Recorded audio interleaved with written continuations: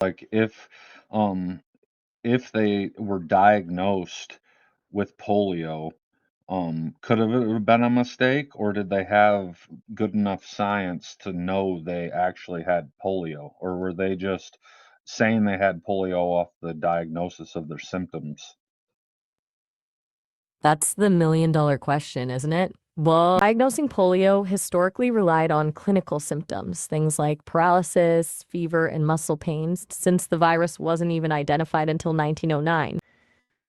However, there's research, mid-20th century research, suggesting DDT poisoning could mimic polio symptoms almost exactly, including Even that in your flaccid stool? paralysis. Some argued DDT might have even been misdiagnosed as polio, but some sources also dismiss a direct link as nonsense. So you're asking if DDT metabolites could potentially interfere with polio detection in stool samples or even make it appear polio was present when it wasn't. That's a tricky question, and there's not a definitive answer. There's very little research directly examining whether DDT metabolites could be falsely identified as the polio virus in stool samples, but there is some science to suggest overlap.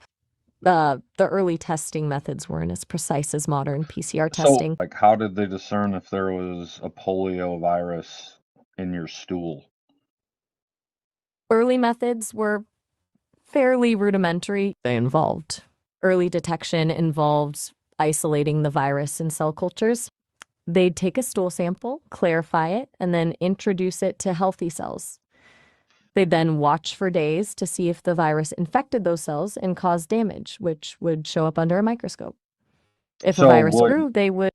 so would the DDT, if you put that into cells that don't have a virus, would DDT do the same thing to those cells, those good cells? That's the core of the issue, isn't it? You're asking if DDT independently could damage those cell cultures in a way that mimicked a viral infection.